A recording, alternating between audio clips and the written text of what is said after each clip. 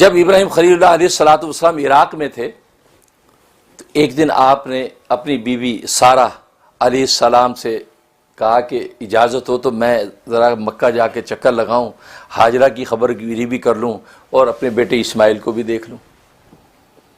انہوں نے کہا اجازت ہے لیکن ایک شرط کے ساتھ۔ کیا شرط؟ شرط یہ کہ آپ سواری سے نہیں اتریں گے، آپ ایسے جائیں وہاں جائیں لیکن سواری سے نہیں اتریں گے اور کھڑے کھڑے آپ خیریت پوچھ کے واپس آئیں۔ ٹھیک ہے۔ ابراہیم خلیل اللہ علیہ الصلوۃ والسلام وہاں پہنچے۔ جب وہاں پہنچے گھر کا دروازہ کھٹکھٹائی اسماعیل ذبیح اللہ علیہ الصلوۃ والسلام کا، تو اس وقت تک ہاجرہ علیہ السلام کا انتقال ہو چکا تھا، وہ موجود نہیں۔ تو گھر سے بی بی نکلی، بی بی اسماعیل علیہ السلام کی بی بی، پوچھا اسماعیل کہاں ہے؟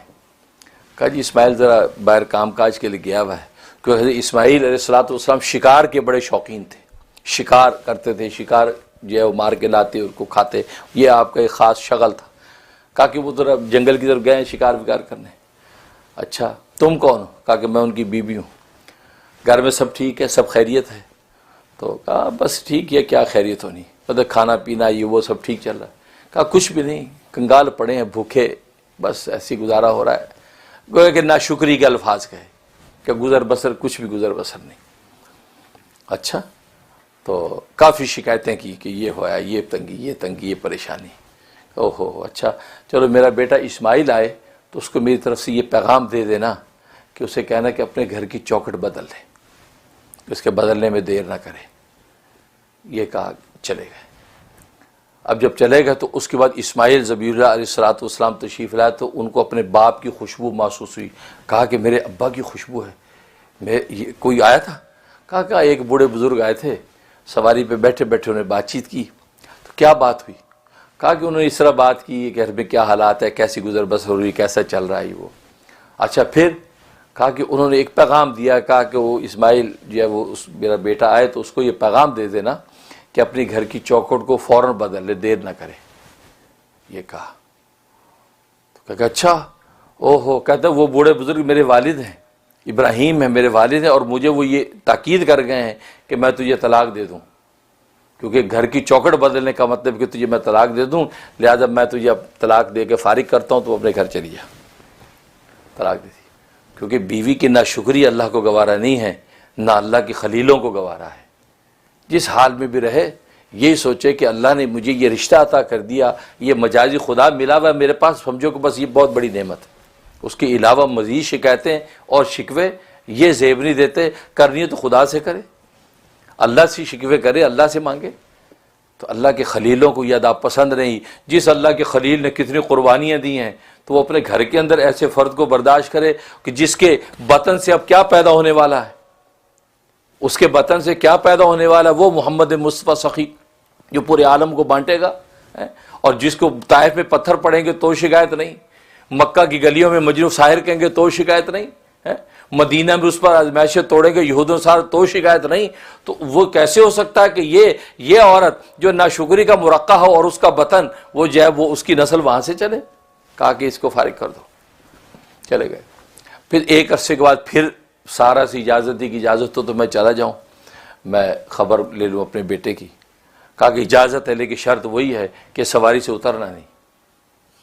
یہ بھی اللہ کی تکوینی حکمت ہے۔ چلے آئے، پہنچ گئے وہاں۔ اب وہاں جب پہنچے تو دروازہ کھٹکھٹایا تو بی بی باہر آئیں۔ کہا کہ اسماعیل کہاں ہے؟ کہا کہ اسماعیل شکار کرنے کے لیے نکلے۔ اچھا گھر میں سب ٹھیک ہے؟ جی اللہ کا شکر ہے، بالکل خیریت ہے۔ اچھا اور کیسی گزر بسر ہوئی؟ بہت اچھی، بہت اللہ کا کرم ہے، بڑی دودھ کی فراوانی ہے، گوشت کی فراوانی ہے، بہت کچھ ہے، اللہ کا بڑا کرم ہے۔ تو آپ تشریف رکھیں، آپ کی خدمت کریں۔ کوئی کہتا نہیں میں بس سواری پہ ہوں، تم نے جو خدمت کرنی کرو۔ اس سے گوشت اور دودھ جو ہے وہ تیار کر کے آپ کو کھلایا، آپ سواری پہ بیٹھے بیٹھے دودھ گوشت کھایا۔ تو کھانے کے بعد جو ہے آپ نے برکت کی دعا دی، برکت کی دعا دی۔ انہوں نے کہا کہ آپ اگر تشریف لے آتے نیچے تو میں آپ کی تھوڑی سا سرد ہو دیتی، تھوڑی سی آپ کی خدمت کرتی، آپ گھر میں آرام کر لیں۔ کہا کہ نہیں میں اتر نہیں سکتا۔ تو یہ بات کی تو اس بی بی نے فوراً بڑی ذہانت سے کیا کیا، جلدی سے دوڑی گئی، ایک پتھر لے کے آ گئی، پتھر لے کے آ گئی اور ان کے دائیں پاؤں کی طرف یہ کر رکھ دیا پتھر۔ کا آپ اس پتھر پہ پاؤں رکھیں۔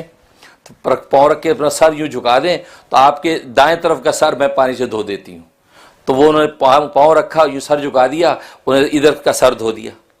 اس کے بعد ادھر آ گئیں، ادھر وہ پتھر الٹی پاؤں پہ رکھا، انہیں پاؤں کا سہارا لے کے یوں سر جھکا دیا اور آپ نے انہیں الٹی طرف اس کا سر دھو دیا اور چہرہ ویرا سارا شفاف کر دیا. اس پتھر پر جب ادھر دایاں اور بایاں پاؤں رکھا ہے تو اس پتھر کے اوپر آپ کے پاؤں کے نشان پڑ گئے. یہ وہ پتھر مقام ابراہیم بنا ہے. اس پتھر کو انہوں نے رکھ لیا اپنے گھر میں اور اس کے بعد وہ دعا دے کے چلے گئے. سرکار دو عالم صلی اللہ علیہ وسلم فرماتے ہیں انہوں نے گوشت اور دودھ پیش کیا تھا اور انہوں نے اس کی برکت کی دعا دے دی. تو آج اس مکہ کی سرزمین میں گوشت اور دودھ کی کمی نہیں ہے. وہاں پر بھی پیدا ہوتا ہے، باہر سے بھی آتا ہے، لیکن اگر وہ گیہوں پیش کرتی، جو پیش کرتی اور یہ اناج پیش کرتی، پھل پیش کرتی، تو وہ اگر اس کی برکت کی دعا کرتے تو اللہ تبارک و تعالی یہ ساری چیزیں اس زمین سے پیدا کرتے، اتنی فراوانی سے پیدا کرتے.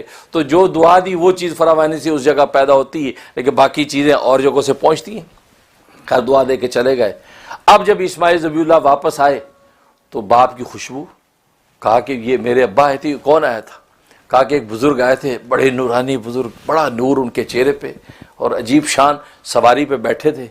کیا بات ہوئی؟ انہوں نے یہ بات کی، ساری گفتگو سنائی اور انہوں نے جاتے ہوئے یہ نصیحت کی، کہا کہ میرے بیٹے اسماعیل سے کہنا کہ یہ اس دروازے کی چوکھٹ کی قدر کرنا، اس کو مضبوطی سے تھامے رکھنا. تو اس پر انہوں نے کہا کہ یہ نصیحت کر گئے میرے والد کہ میں تجھے کبھی طلاق نہ دوں بلکہ تیری اس رشتے کی قدر کروں، لہٰذا جو ہے میں تجھے طلاق نہیں دوں گا. لہٰذا اس طریقے سے تاکید کر دی کہ یہ بھی صحیح ہے، جو شکریہ بھی کیا اور جو انہوں نے اللہ کا بھی شکر کیا اور خدمت بھی کی اور حشاش بشاش جو گھر کی تنگی ترشی سب چھپا لی. وہ خدا جانے اور وہ اللہ کی بندی جانے.